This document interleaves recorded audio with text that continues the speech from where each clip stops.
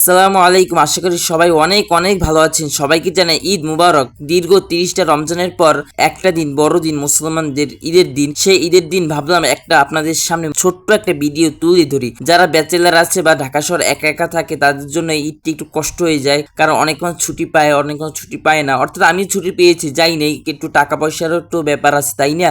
এই ঈদ কাউকে কষ্ট দেয় অথবা কাউকে আনন্দ দেয়, যাই হোক না কেন, এই ঈদ সবার জন্য। ঈদ হচ্ছে একটা মুসলমানদের বড় দিন এবং একটা আনন্দের দিন। যাই হোক না কেন, ক্যাপ পরে নিয়েছি কারণ একটা টুইস্ট আছে, এটা ভিডিও শেষে আপনাদের বলবো। আমার একটা সাদা ঘড়ি ছিল, ভাবলাম এই পাঞ্জাবির সাথে, সাদা পাঞ্জাবির সাথে ঘড়িটা পরলে ভালোই মানাবে, তাই সুন্দরভাবে ঘড়িটা পরে নিলাম। নেওয়ার পর দেখি কেমন লাগে নিজেকে।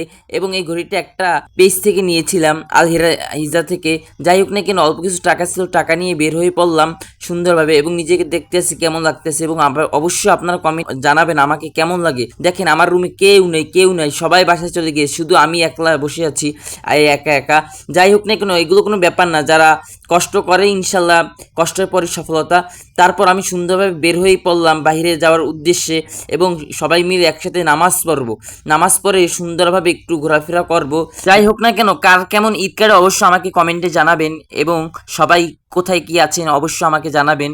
আমার জুতোটাও একটু ময়লা ছিল, একটু পরিষ্কার করে নিলাম, এবং নিজেকে একটু টোয়েল দিতেছি, দেখেন আমাকে কেমন লাগে। আর ক্যাপটা পরার উদ্দেশ্য ছিল, চুল এলোমেলো হয়ে থাকে, একটু ওইটা পরলে চুলটা ঘুচিয়ে থাকে। তারপর আমি মসজিদে গিয়েছিলাম। মসজিদে যাওয়ার পর দেখি সব ধর্মপ্রাণ মুসলমান ভাইরা নামাজের উদ্দেশ্যে সবাই বসে আছে নীরবে। আসলে ঈদ হচ্ছে একটা মুসলমানদের বড় ঈদ এবং বড় একটা আনন্দের দিন। দেখেন, ওই একজন পুলিশ ভাই ঈদের দিন তারপর সে ডিউটি করে, এটাই পুরুষ মানুষের জীবন। এবং আমার ভিডিও ভালো লাগলে অবশ্যই লাইক, কমেন্ট, শেয়ার করে অন্যকে দেখার সুযোগ করে দেবেন। সবাইকে জানাই পবিত্র ঈদ মুবারক।